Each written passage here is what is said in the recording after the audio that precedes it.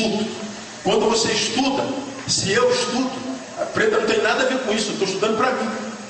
Então, se eu estudo matemática, se eu estudo medicina, se eu estudo biologia, teologia, o problema é meu. Preta, Aline, Madureira, você, não tem nada a ver com isso. É para mim.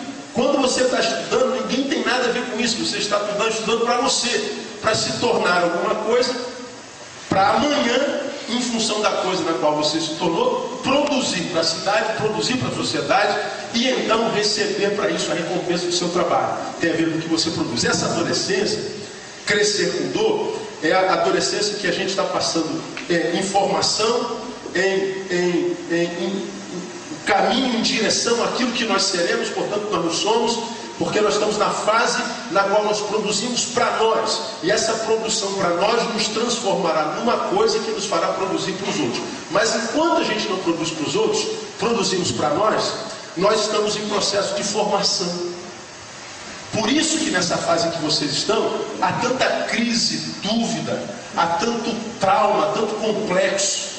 A gente se preocupa tanto com a necessidade de aceitação, de ser aceito por aquela tribo. A gente se importa muito com a aparência. Isso é tudo normal e tem que se importar mesmo. Tem que ser bonito, se pode ser bonito. Quem vai ser feio, né, meu? Pode ser bonito. Vamos ser bonito. Agora, essa produção para si só gera crises que vocês que estão no meio da crise muitas vezes não percebem. E aí, a gente, nesse processo de adolescência, estamos tentando nos identificar, nos achar, nos encontrar, e nos encontramos nos outros. Como somos aqui que uns 70, 80 adolescentes, vocês não falam com todo mundo, não se dão bem com todo mundo. Vocês se dão bem com 4, 5, 6, 7, 8, no máximo 10. Quando acaba aqui, um grupo que gosta aqui da televisão vem para cá, joga não sei o que, outro grupo gosta lá, vai para lá, outro grupo vai para lá, outro grupo não joga porcaria nenhuma, vai ali para fora, fica conversando, o outro fica lá no cantinho, sentado no sofá velho lá, batendo papo. Cada um fica no seu grupinho, né? O que acontece? São os grupos de afinidade. E em grande escala, o grupinho que está aqui, às vezes não se dá bem com o grupinho que está lá. Aqui não acontece isso, que eu sei que é o mesmo. E o grupinho daqui fala mal do grupinho de lá, e o grupinho de lá fala mal do grupinho de cá. Acontece isso aqui? Não. Não, aqui não acontece isso, que todo mundo se dá bem, todo mundo é crente. E mais, às vezes, a gente não só não tem afinidade com todo mundo, como a gente se antipatiza de fato com alguns. Você olha para aquele menino e vai dizer, pô, não for com a cara desse cara, mano. Eu acho ele antipático, eu acho ele feio, eu acho ele besta. Aqui também não acontece isso, é claro. Mas essa afinidade que faz com que a gente tenha o nosso grupo, é um grupo de gente com a qual a gente é, e que com eles nós somos aceitos. Vocês estão em fase de encontro de si mesmo. Nessa fase de encontro de si mesmo, as piores crises da vida de um ser humano acontecem. E é nessa fase de vocês que vocês ou se encontram ou se perdem de vez. Ou se encontram ou se perdem de vez. Agora, por que eu estou colocando isso tudo aqui no início de forma tão complicada? Porque na fase da adolescência, fui adolescente, lembra disso? A gente está atrás de ícones, de pessoas que são admiradas por nós e que a gente quer seguir e parecer. Pessoas que a gente tem admiração e que, porque tem admiração pelo que é, a gente quer parecer com ela. Qual é o problema da geração de vocês? Faltam referências. Faltam referências. A gente não tem quem seguir. Há uma música, se eu não me engano, não sei se é do Cazuza ou da Legião Urbana, que diz que os nossos ídolos morreram de quê? De overdose. Quem canta? Cazuza. Nossos heróis morreram de overdose. Cazuza da minha geração. Então eu ouvi Cazuza minha adolescência inteira, Legião Urbana e RPM e um monte de banda que até hoje vocês conhecem por aí. Na minha geração, os heróis, dizia Cazuza, morreram de overdose. Ou seja, os heróis não eram tão heróis assim. Os heróis morreram de overdose. Cazuza acompanha essa música. Ele ainda não era idético, mas era drogado, passou a ser herói de uma outra geração, de uma segunda geração, e não morreu de overdose, mas morreu de AIDS, como também o cara da Legião Urbana, que é hoje tido como um poeta cujas músicas a gente curte a beça e curte a beça. Mas qual foi o problema desses referenciais? Viveram com muita intensidade porque não tiveram referenciais, seus heróis morreram de overdose, portanto os referenciais deles foram negativos, não tinham a quem seguir, viveram com intensidade, mas viveram 30 e poucos anos. 30 e poucos anos, ou seja, não viveram. Zoaram. Agora, na geração de vocês, se a gente for procurar referenciais, nós poderíamos citar quem? Vamos supor, não precisa ser santo não. Me diga aí os ídolos que a gente admira hoje nessa geração. Diga aí, cantor, jogador. Lady Gaga. Lady Gaga. Sim, não. Sucesso total. Todo mundo gosta da Lady Gaga. Você não gosta da Lady Gaga? Alguns não, mas a grande maioria gosta. Diga aí outra cantora aí. Beyoncé.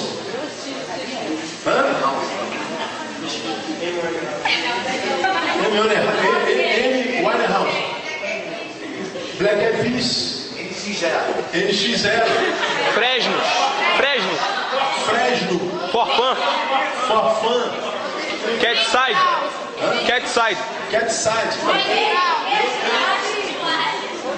Robinho, jogador. Chris Brown.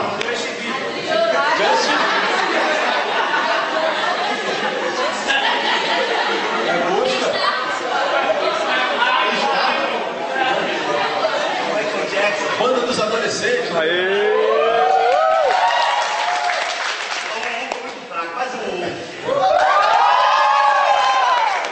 Então, são os ídolos que a gente admira. Agora, os ídolos que a gente admira hoje, só podemos admirar parcialmente. Querem ver comigo? Bom, Amy Winehouse, a música da mulher é fera. Ela é fera. Está em decadência agora, mas é fera. Nós a admiramos por quê? Por causa da voz e da música. Tira o que ela faz. Tira o que ela faz. O que ela faz? Canta. O que mais a gente pode admirar nela?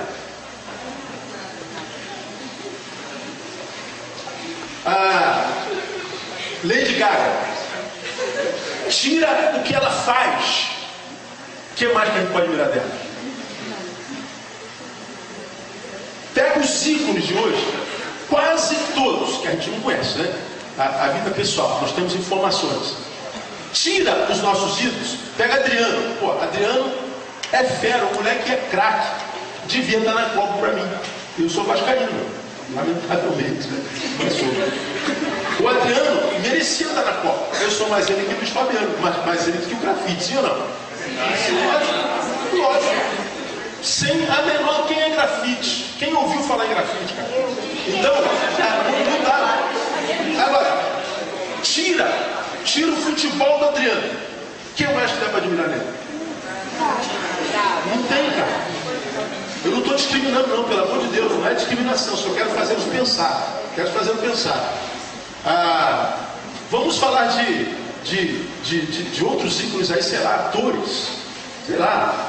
Pega os ícones de hoje, você vai ver que se tira o que ele produz, faz, ou seja, com o que ele serve, nós não temos mais nada do que tirar deles. Nada. Não são exemplos absolutamente de nada. De nada.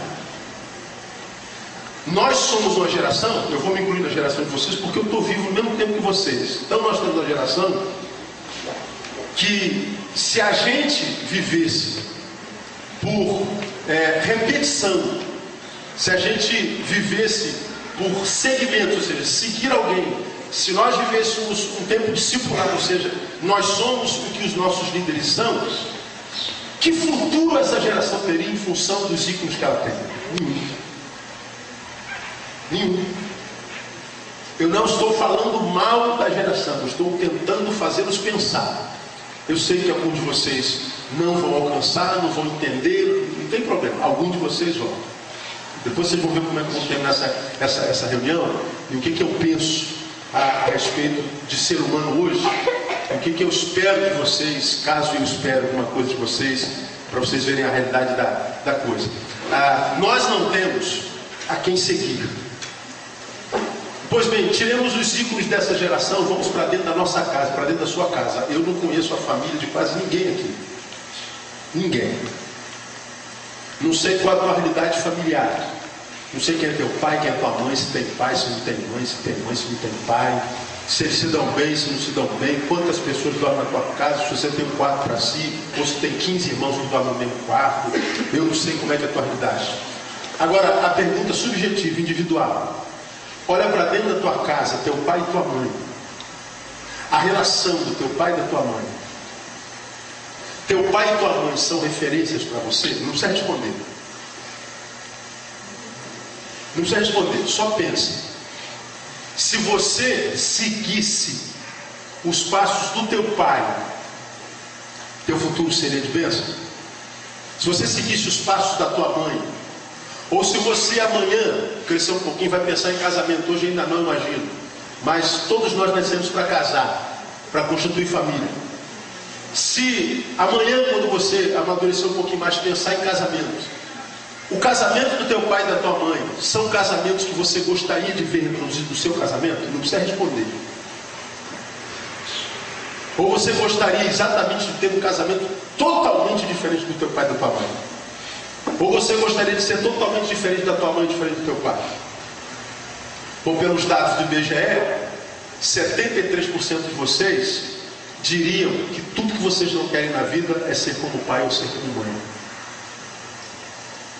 Porque segundo os dados do IBGE, cada adolescente delinquente foi formado em casa e foi deformado pelos pais. Agora, acompanhe o raciocínio. Vocês estão em processo de formação. Vocês estão em busca de si mesmos, para produzir para a sociedade, para ser útil, porque por hora produz para si mesmo. Vocês estão deixando a infância, caminhando para a juventude, não são mais crianças e nem são adultos, portanto não são, por hora, não somos adolescentes. O que é adolescente? Quem está crescendo com dor. Ainda não cresceram, estão em processo de crescimento físico, não vão ficar desse tamaninho, orgânico, emocional, espiritual e social. Vocês estão crescendo.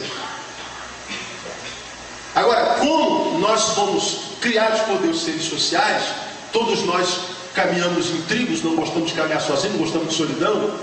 Nós vamos nos formando uns pelos outros, uns com os outros.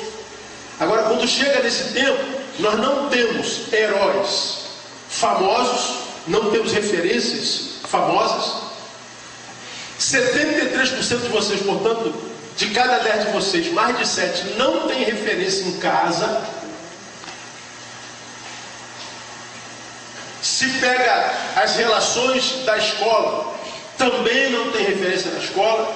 Aí eu pergunto a vocês, uma geração que cresce sem referência, ou seja, quem imitar, referência de sucesso, qual é o perigo que essa geração corre? Quem poderia me dizer? Quem se arrisca?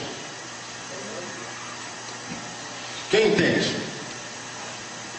Não temos referência nenhuma, não temos a quem seguir. Qual é o perigo que essa geração corre? De se perder. Se perder. É isso aí, você falou certo. Agora, digam para mim, vocês estão com 12, 18 anos, a maioria. Conhecem alguém que morreu nessa fase? Quantos conhecem amigos que já morreram porque se perderam no caminho? Levanta a mão. Ó, grande parte de vocês. Foram amigos de vocês, andaram com vocês, estiveram com vocês.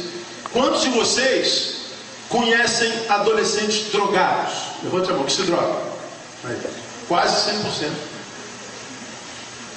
Agora, responda para si. Quem entra na droga ou no crime, qual é o fim dele? Sempre. Tem dois.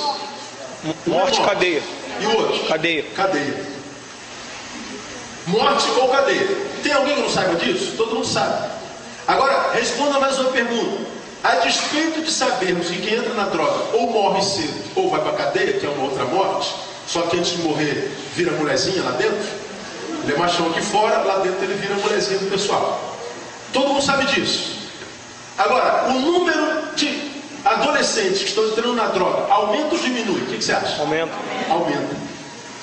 Ora, se eu sei que droga mata, se não me mata, me manda para a cadeia, na cadeia eu viro uma mulherzinha, e na cadeia é morte da mesma forma, se eu sei que o fim da droga é isso, por que eu entro na droga?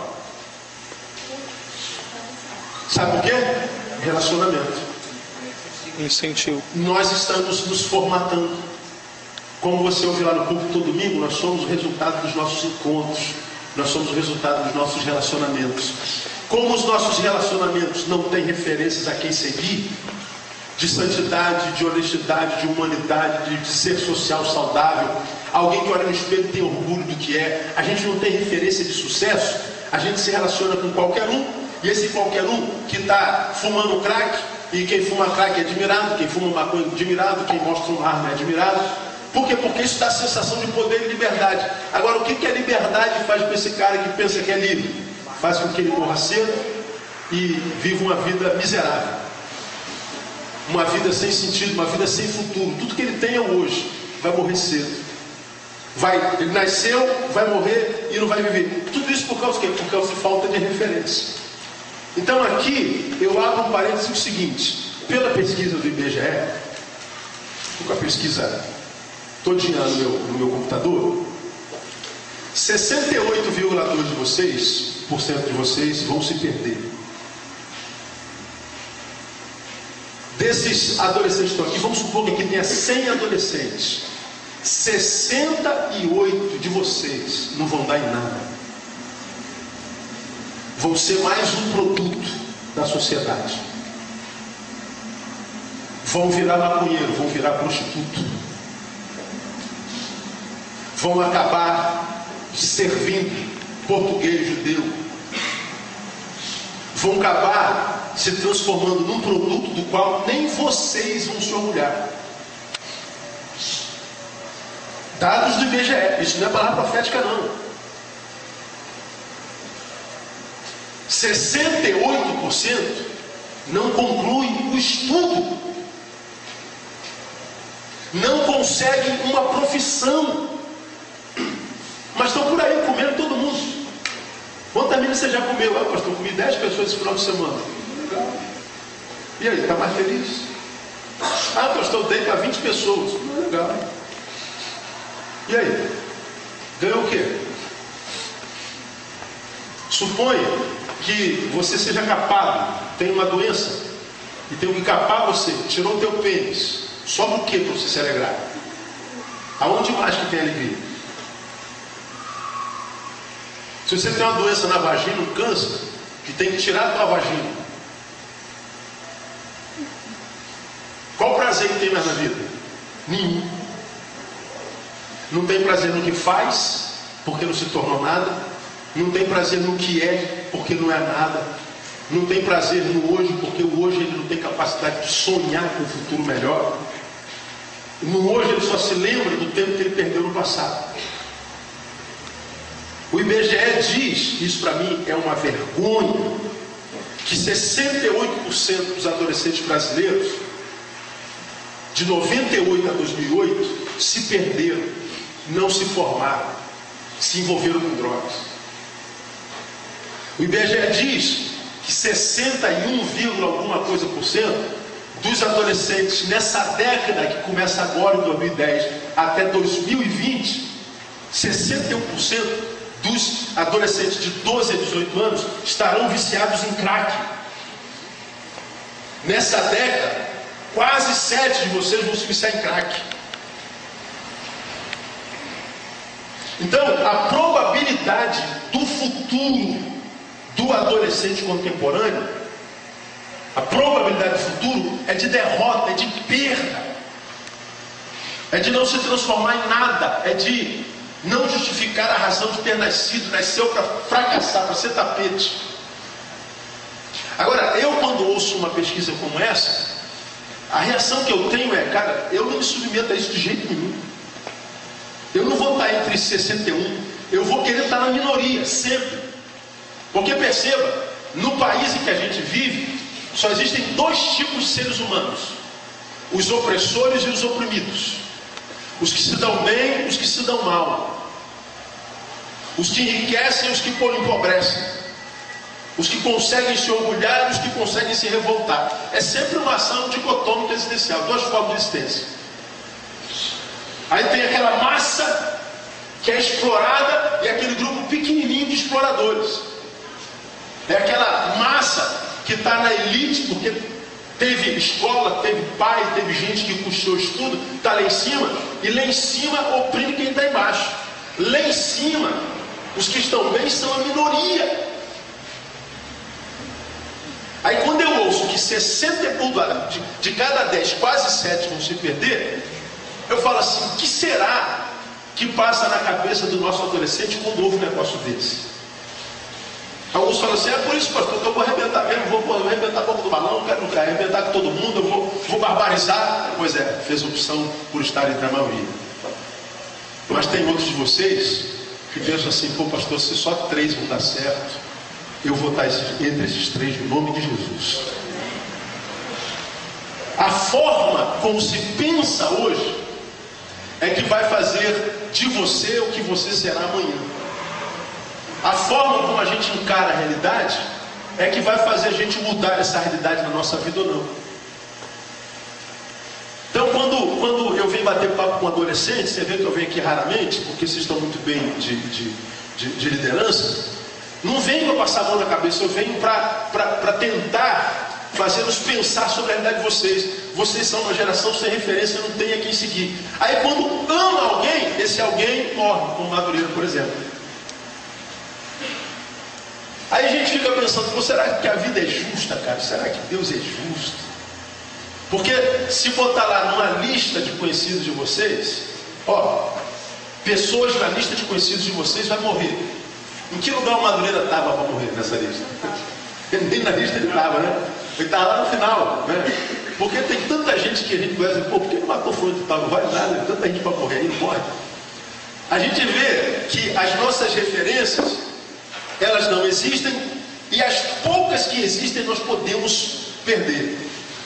Agora, uma vez que nós falamos da realidade do futuro de vocês, eu não estou falando só do futuro de Betânia, não estou falando do futuro dessa geração, segundo o que informa o IBGE. Realidade Brasil, país dentro do qual vocês estão. IBGE. Se a gente não tem referência, e a gente é ser social, ou seja, a gente se imita, a gente tenta ser igual aos nossos ídolos, e nós não temos referência, a possibilidade de perda é muito grande, que postura a gente deve tomar então? Bom, aí eu levo vocês à palavra. Queria ler uma parábola com vocês e tentar mostrar uma coisa para vocês. A parábola do semeador. Só escuta.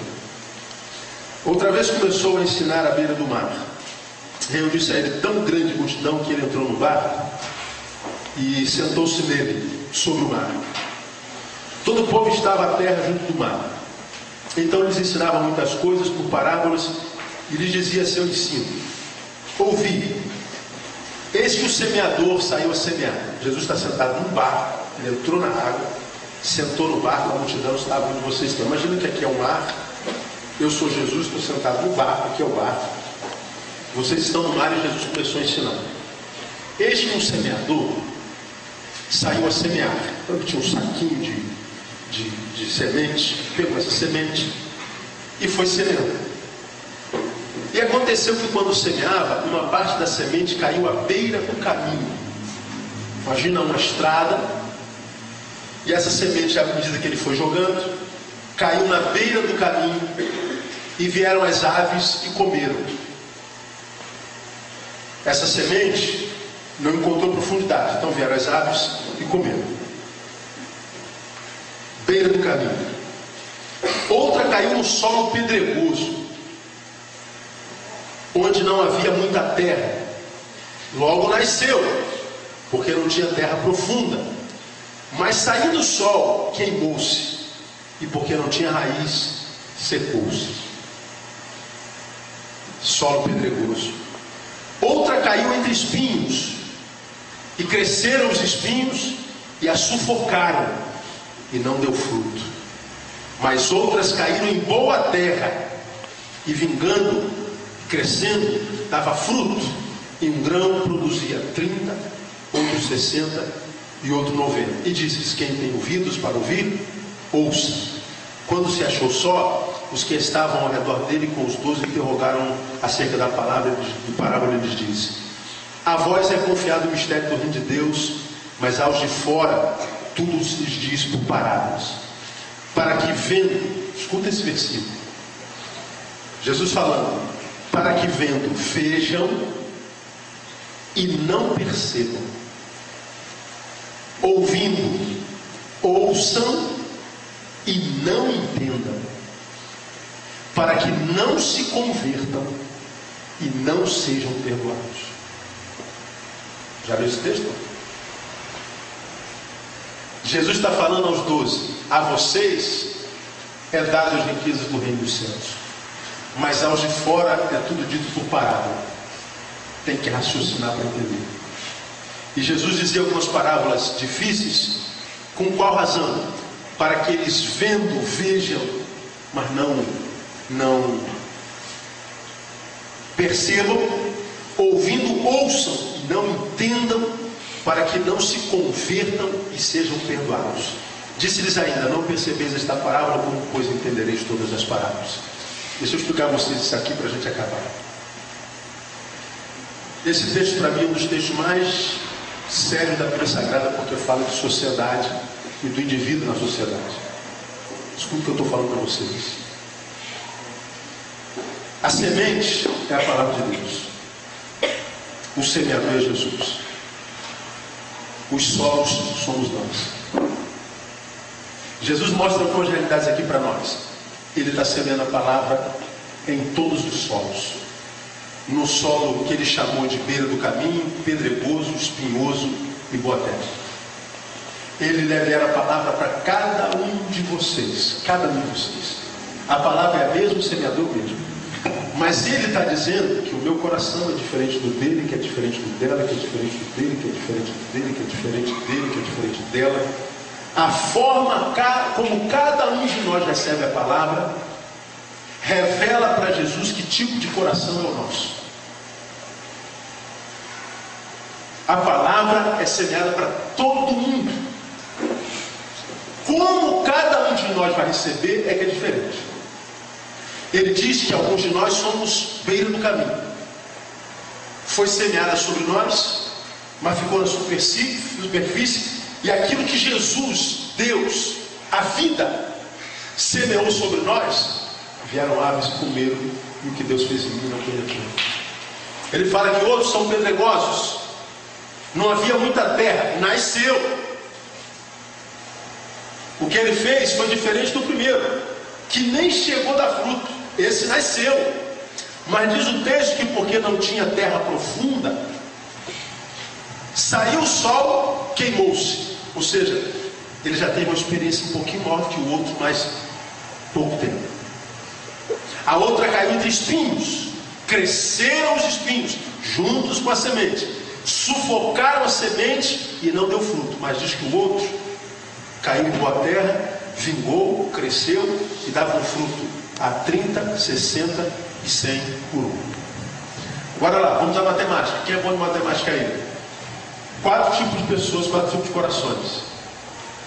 Quantos vingaram? Quantos? 1. Ora, se 1 vingou entre os 4, quantos terços fracassaram? 3 quartos. 1 quarto deu certo. 3 quartos fracassaram. Muito menos da metade. A pesquisa do IBGE diz que de cada 10, quase 7 se perderão. Vamos dividir 10 por 4. Quanto é que dá? 2,5? 2,5 vezes 3. acha que a Bíblia coloca um negócio desse aqui para alertar a gente, para que a gente não seja a vítima da nossa geração? Quando um líder como o de vocês morre, a gente se sente meio órfão. Quer saber o que eu senti? Eu convivi com Madureira muito mais anos do que vocês todos aqui, inclusive a Aline. Não tive a intimidade que a Aline teve, lógico, graças a Deus, né? Podia ser, né? Nosso papo era outro, né?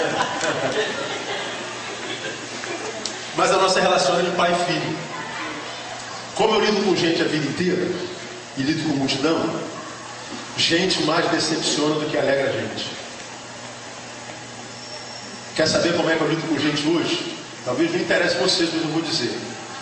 Eu cumpro a minha missão, eu prego a verdade. Dou a quem doer. Gostem de mim ou não. Esvazia a igreja ou enche a igreja. Não estou nem aí para quem vai embora, quem fica, quem está de sacanagem, quem não está, quem gostou, não gostou, quer ficar, fica, não quer ficar, vai embora, some daqui. Eu não estou nem aí mais para ninguém. E qualquer um sabe disso, é só me ouvir. Porque eu sei que hoje eu não consigo mais viver a vida de ninguém. E não adianta pregar a verdade quem fez opção pela mentira. Quem fez opção pela mentira, mesmo que a gente diga a verdade, a gente vai estar perdendo tempo porque ele já fez a sua opção. A gente sabe quem fez opção por Deus e quem fez opção por não Deus. Mesmo que na sua opção por não Deus viva incongruência. Tem gente aqui na nossa igreja, os Verdinha, que diz que é ateu, mas não sai do meio dos crentes. Se eu fosse ateu, eu passaria bem longe da igreja. Se eu fosse ateu, eu passaria bem longe dos crentes. Mas não, eu sou ateu, mas não saio do meio dos crentes. Ah, são meus amigos. Você pode ter amigo crente se você é ateu. Aí que aqui eu respeito. Como é que eu posso respeitar um sujeito que diz ser uma coisa e vive como se fosse outra? Não é homem.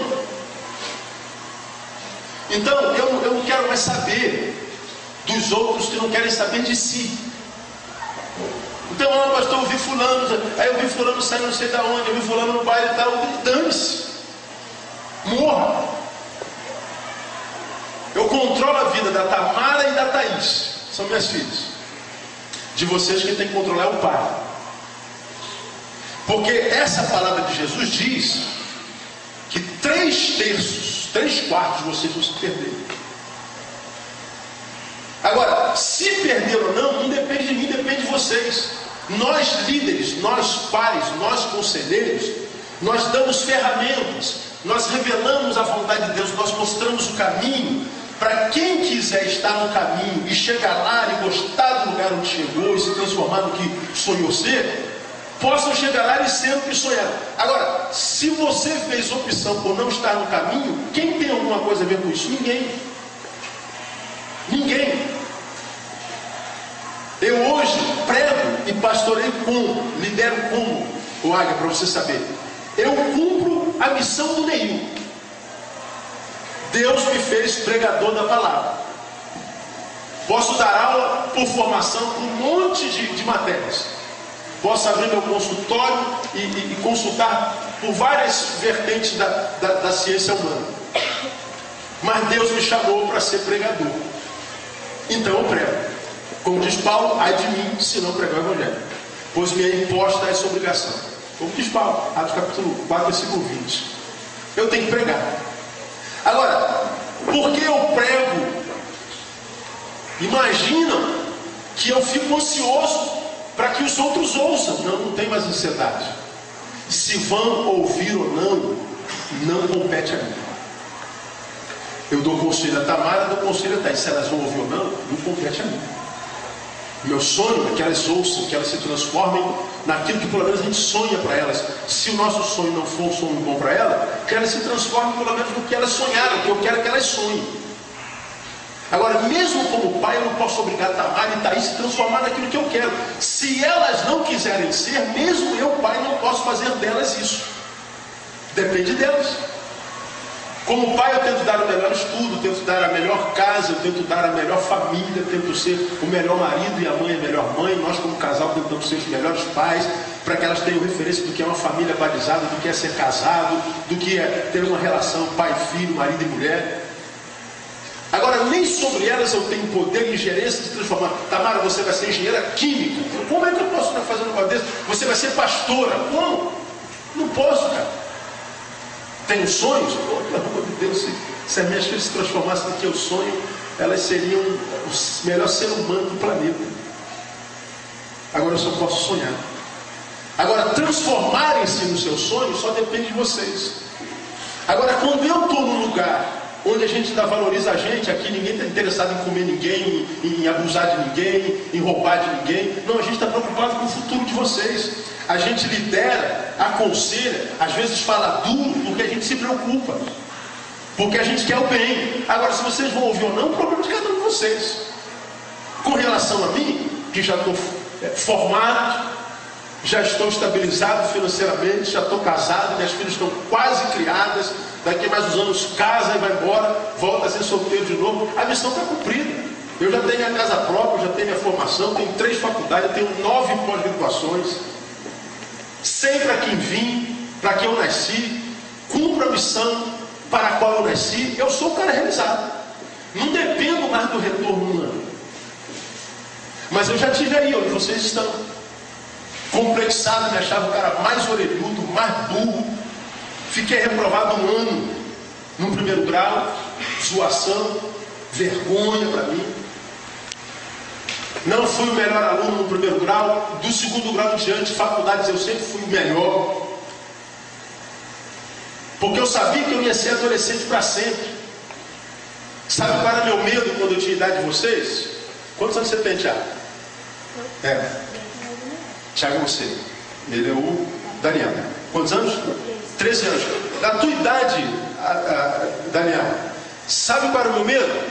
De ser mendigo. Cara, eu morria de medo de ser mendigo. Fui criado no Jardim Novo. E aos 13 anos de idade, 14, aquele morro que está lá no cantinho lá do Jardim Novo, como é o nome daquele morro lá? Quando Damião? Então, desde aqui, ó, quando eu era adolescente aqui, da idade de vocês, esse morro aqui não tinha. Então, nós adolescentes aqui da igreja, a gente acampava lá no alto do morro. Descia com um papelão no capim. Toma e fala. Então, a gente corria, que era um campo maneiro. Não tinha esse morro daqui até lá no Jardim Novo. Então, eu morava lá na Virgílio da Silva. A gente olhava aquele morro bonito. Quando teve a invasão, aí foram aparecendo os barracos daquele plástico preto, de bambu, e botaram o plástico, invadindo. A polícia foi e tirou, mas aí voltaram outra gente. Aí a favela foi se formando. Eu, garoto, via aquela favela se formando. Como a gente brincava no morro, a gente passava pela favela e ainda era perigosa, a gente tinha amigos que estavam ali naquele barraquinho, e eu olhava gente que não tinha piso, não tinha banheiro, não tinha nada, estava se formando a favela, e aquilo me traumatizou. Eu falei, meu Deus, como eu morar num lugar como esse? Eu falei, cara, eu tenho medo de ser mendigo, eu era muito complexado, eu tinha complexo de inferioridade tão grande que eu não me olhava no espelho. Tinha vergonha de mim.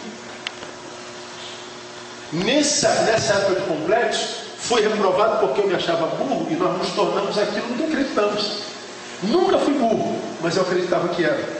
Porque acreditava que era burro, fui burro naquele ano. De tal forma que eu acabei ficando reprovado. Mas quando eu acreditei que eu não era burro, eu só não era esforçado, então eu descobri que eu não era burro, eu era inteligente, e sou até hoje, graças a Deus. A gente é aquilo no que acredita ser. Agora, se vocês vão acreditar nisso aqui ou não, é problema de cada um de vocês. Agora, por que eu quis vir aqui com vocês? Primeiro, para mostrar essa realidade. O que o IBGE diz hoje, Jesus disse há 2000 anos atrás.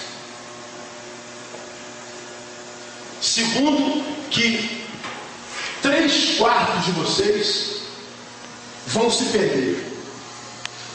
Então você tem que decidir aonde você vai estar, entre os 3 ou entre 1/4. Só depende de você. Terceiro, escolher com quem se relacionar, a quem servir. Porque vocês sabem que muitos na faixa etária de vocês não querem saber de Deus. Eu acho normal isso. Acho normal. Porque o mundo é muito saboroso, cara. O mundo é bom mesmo. Me diga um pecado ruim. Não tem pecado ruim. Todo pecado é gostoso. Agora, porque é gostoso não deixa de ser pecado. Aí você vê gente aqui no meio de vocês que não quer saber nada de Deus, e quando você quer e tenta mostrar ser de Deus, ele vai muito santinho. Muito santinho demais, muito cheio de palhaçada. Pois é, talvez você que é santinho está entre 1/4 E o que está zoando você porque é santinho está entre os 3 quartos. Aí o que acontece com você que está buscando santidade, querendo conhecer mais de Deus? Porque está todo mundo te encarnando? Porque você é o único santinho? Você deixa de ser santinho e vai ser carnalzinho como eles. Agora, segundo a palavra de Jesus do IBGE, a maioria é dos santinhos ou dos carnaizinhos? Dos carnaizinhos. Portanto, você tem que escolher, quer estar com a maioria ou quer estar com a minoria? A gente tem que aprender a escolher, gente. Aprender a escolher. A gente tem que aprender a ser rejeitado. A gente tem que aprender a ser zoado, a pagar mico. Que é a dificuldade que vocês têm porque estão se formatando enquanto imagem. Agora, se eu estou sentado aí na idade de vocês e sei, à luz da palavra de Deus e a pesquisa do IBGE, que eu tenho muito mais chance de me perder do que me encontrar e ter orgulho de mim, eu ia venerar muito bem minhas amizades. Eu ia rever a minha relação com Deus, a minha relação com a toca. E por que eu estou dando essa palavra hoje, uma semana depois da morte do Madureira? Porque a morte do Madureira pode vir a desanimar muito de vocês. Porque vocês estão tendo a sensação de orfandade. Porque mal ou não, consciente ou inconscientemente, vocês aprenderam a ver Madureira como um pai, e um pai muito sem bom. Um pai gente boa. Porque segundo o IBGE, eu falei para vocês, 68% de vocês não vão ter apoio da família, não tem referência em casa. Quando a gente não tem referência em casa, a gente vai buscando referências lá de fora. E muitas vezes o pastor, o líder, é a nossa referência de pai. Quantos aqui me tem como referência de pai? Me chamam de pai. Porque não tem referência em casa. Aí o que acontece? O pai Madureira morre. O que acontece? Vocês têm aquela sensação de orfandade e vão desanimando com relação àquela obra que o Espírito Santo começou na vida de alguns de vocês. Porque o que a gente ouve aqui, a gente pode ouvir de 2 formas. 3 quartos vão se perder, só um quarto vai se achar. Você tem complexo de inferioridade e fala assim, já sei que eu vou dar os 3 quartos. Vou estar ferrado. Ou então, você pode, ao ter esse pensamento, falar assim, não, isso é produto do meu complexo. Eu não vou ser complexado para sempre e vou começar a vencer o meu complexo hoje em nome de Jesus e vou tentar estar entre os 1 quarto. Você é resultado do que você acredita ser. Eu trabalho com seres humanos há 22 anos. Esse meu telefone tocou hoje. Para vocês, 111 vezes. Hoje. Desses 111, eu posso afirmar para vocês, 40% foi de gente querendo falar comigo urgente. Pastor, eu preciso falar com o senhor, preciso falar com o senhor urgente. Preciso falar com o senhor, pastor, preciso da sua ajuda. Pastor, eu encaixo 1, 2, 3, 4, 5, 6 durante a semana, porque a agenda já está pronta lá. Mas eu não tenho como encaixar 40 pessoas num dia na semana. Como que eu vou fazer isso? Multidão de gente querendo conselho, querendo resposta, querendo saber por quê. Eu vou dizer para vocês, a maioria das pessoas que a gente atende no gabinete, pode parar qualquer pastor que atenda aí, é de gente adulta que não é feliz com o que é e não é feliz com relação ao que faz e não é feliz com a sua família. Essas pessoas estão vivendo, mas estão entre os 3 quartos. Quem está entre os 3 quartos não morre não, gente. Vive. Só não é feliz. Só não é realizado. Estão sentados aí no meio da multidão, seja aqui, na faculdade, no Maracanã, nos restaurantes, todo mundo rindo, se congraçando, fingindo que é feliz, e a gente olha assim, parece que está todo mundo bem, todo mundo com roupa de marca, todo mundo com cabelinho da hora, todo mundo com tênisinho Puma, todo mundo, né, All-Star, todo mundo assim, abafando. Agora, diga para você, mesmo adolescente, que nem está produzindo ainda para a sociedade, diga que você está feliz com você. Difícil a gente encontrar alguém feliz consigo mesmo. Difícil encontrar alguém realizado. Agora, porque não tem ninguém realizado, quer dizer que realização não existe? É claro que existe, gente. Foi Deus quem criou a vida, e a vida Ele criou para ser vivida. Dá para você ter estima e ser feliz com o que é. E nem precisa ter muito. Quando vocês olharam para a Madureira, vocês viram Madureira frustrado ou realizado? Realizado. Era doutor em alguma coisa? Não era. Tinha dinheiro, vocês estavam bem financeiramente? Tinha.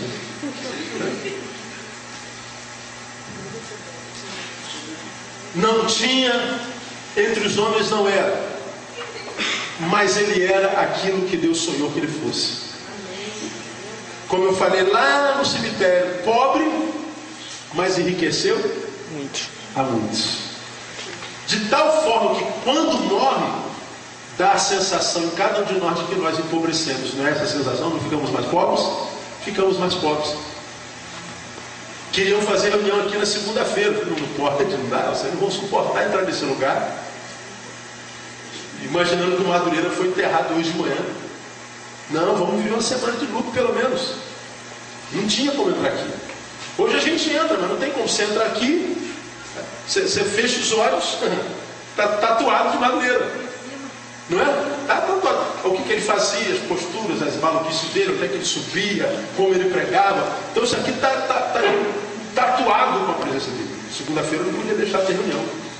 Agora, quando a gente perde uma referência como essa, estou falando de realização, de estar bem consigo mesmo, é um camarada que não tinha riqueza, um camarada que não tinha canudos pendurados nas paredes, não tinha glória entre os homens, mas era aquilo que Deus sonhou que ele fosse, pelo menos para hoje. Viveu só 33 anos, mas os 33 anos foram muito bem vividos. Eu posso mostrar para vocês um monte de gente na sua igreja que ganha 50 mil reais por mês, é empresário, que mora na cobertura, na Barra da Tijuca, aqui, mesmo na nossa igreja, mora na Barra, mora em Copacabana, tem tudo e são infelizes. Dariam tudo que tinham para viver uma semana da vida que o Madureira viveu. Porque o que realiza a gente não é só ter, gente, é ser. Vocês precisam se transformar em alguém de quem vocês têm orgulho. Vocês precisam buscar de Deus e na capacidade de vocês ser alguma coisa que vocês gostam de ser. Bem-aventurado é o homem que vive do que gosta, gosta do que vive, gosta do que faz e vive do que faz. O privilégio de 20% da população brasileira. O cara gosta de futebol e vive do futebol, isso é um privilégio. Agora, quem vive do que gosta são 20% só. Agora depende de quem? De cada um de vocês, de cada um. Então, Madureira morreu, é verdade, mas vocês estão vivos, não podem desanimar. Tem que continuar seguindo, tem que continuar melhorando, tem que evoluir, tem que ajudar o Águia. O Águia daqui a pouco vai estar com outro líder aí dando uma bola, a gente está orando a Deus para aparecer um outro líder para ajudar vocês aí. Agora, nós somos insubstituíveis, ninguém é igual a Madureira. Pode chegar alguém melhor do que ele, mas igual a ele não vai vir. Pode chegar alguém pior do que ele, mas igual a ele não vem. Ninguém é substituível. A gente bota alguém no lugar, vai cumprir a mesma missão, como eu falei domingo, mas não substitui o outro. Faz o mesmo que o outro, só que de forma diferente, porque eles são diferentes. Então não desanime porque o Madureira caiu. Tombou o valente, mas viveu até o tempo que estava vivo. Não morreu antes da morte chegar. Então, abençoe a vida de Giovanni, ajudem Giovanni. Giovanni está apaixonado por vocês, quer ser a bênção na vida de vocês, é uma referência, está correndo atrás do que precisa ser. E guardem essa palavra aqui: não se permitam estar entre a maioria, porque a maioria vai ficar pelo caminho, não vai conseguir viver, vai existir a vida inteira. O que o IBGE mostra hoje, Jesus falou há 2000 anos atrás, então é pura verdade. Então transcendam o complexo, transcendam, mesmo os que estão na igreja te chamando de santinho, cara, eu quero buscar mais de Deus, então busca de Deus, ajuda a Deus a ajudar você, ajuda a Deus a abençoar você, deixa Deus transformar você naquilo que você é no coração dele. Não dê ouvido para quem está aqui, não quer merda nenhuma com a vida, não quer porcaria nenhuma com Deus, está aqui só porque não tem para onde ir, está perdidão. Deixa chamar você de santinho, deixa chamar você de certinho, porque você vai estar entre o 1%.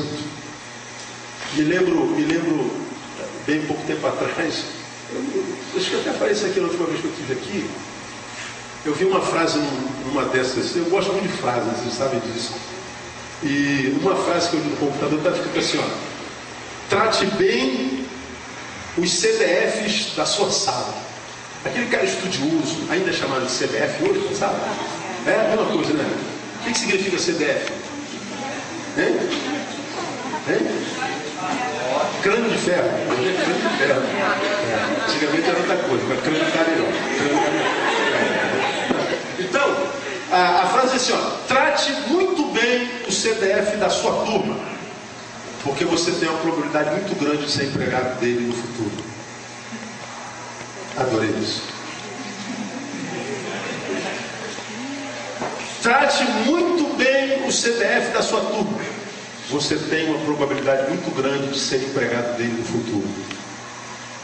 Sabe o que essa frase está dizendo? Esse CDF, está todo mundo zoando ele. Ah, babaca. Ah, CDF. Ah, Patricinha. Ah, Mauricinho. Ah, isolado. Ah, não sei o que. Ele está ali, ó. Caretão. Está rindo. Não é não. Olha isso. Eu sou estudamento. Vamos esperar a vida passar. Aí passa de 10 anos, 15 anos. Aí você vai estar chorando e ele vai estar rindo. Porque adolescente, a gente é só por 6 anos. Adulto, a gente é a vida toda. Lembra disso? Adolescente, a gente é por 6 anos. Adultos, vocês serão a vida toda. Portanto, o que faz agora vai determinar o que você vai ser a vida inteira. E se você não se responsabilizar no que é agora, você pode chorar a vida inteira. Então, meus queridos, deixa Deus ajudar vocês, deixa Deus abençoar vocês, e não tenham problema em fazer parte da minoria, porque é a minoria que vai se dar bem sempre. Sempre. Deus sempre trabalhou com a minoria. Pense bem. Quando ele começou a obra da redenção lá no Egito, ele olhou para os escravos de Faraó, minoria. Se ele quisesse trabalhar com os mais fortes, com os mais poderosos, ele não escolhia os escravos, escolhia o exército de Faraó. Ele trabalha com o mais humilde mesmo, ele trabalha com a minoria. Ele trabalha com os vasos de barro para que a glória seja dele. Então pega a adolescência de vocês e não fica só de zoação, zoem, cara. Tem que namorar, tem que zoar, tem que fazer zoeira, tem que botar essa energia toda para fora. É muita energia, cara. Tem que ser adolescente. Aqui vocês têm o privilégio disso, né? Em outras igrejas não tem. Agora, não vivam só disso. Separa o tempo para estudo, separa o tempo para oração, separa o tempo para vir para a toca, para vir para a igreja, para vir para a escola dominical. Porque você precisa se preocupar consigo para que você esteja entre um quarto. Porque 75% de vocês vai se perder. Não vão dar em nada. A minha oração é que você esteja entre os 25%. Meu desejo maior é que a Thaís e a Tamara estejam entre os 25%. Mas nem sobre elas eu posso gerir. Depende da Tamara, depende da Thaís. Então, a Madureira morreu. Que pena. Para nós. Que bom para ele. Ele não tem que aturar mais vocês, né? Então, bom negócio. Ele está lá em cima gozando, curtindo, zoando. Está na toca da justiça do céu, ó. Só anjinhos, não hablar os anjinhos mesmo, né? Assim não é a gente não, parece eles, mas não é, né? Então, ele está curtindo, ele está bem. Nós é que ficamos mal. Mas mesmo sem ele dá para a gente viver bem. Continuem firmes, deixa Deus ajudar vocês, deixa Deus abençoar, não atrapalhe Deus abençoar vocês. Cuidado com essa necessidade crônica de vocês terem que estar com a maioria. Lembra, a maioria se perde. Então escolha estar entre a minoria. Papo de quem está no caminho há 44 anos, papo de quem Deus honrou muito cedo, deu a capacidade de estudar, de ser conselheiro, de se destacar na sua geração, papo de quem é pai de 2 adolescentes, papo de quem é pastor de uma igreja abençoada, papo de quem é sangue bom. Podem falar o que quiser. Podem falar que eu sou doido, que eu sou duro, mas diga que eu sou incorreto, que eu sou injusto, que eu sou mentiroso. Não importa. Tento ser exemplo de tudo que eu faço. Posso errar de vez em quando, mas o erro é voluntário. Quero bem de vocês como quero bem das minhas filhas. Sonho para vocês como sonho para minhas filhas. Agora, se vocês vão ser ou não, depende de vocês. Fiquem ligados. Deus abençoe vocês. Obrigado por terem vindo e continuem firmes. Quero ter ainda muito orgulho de vocês em nome de Jesus. Amém? Deus abençoe.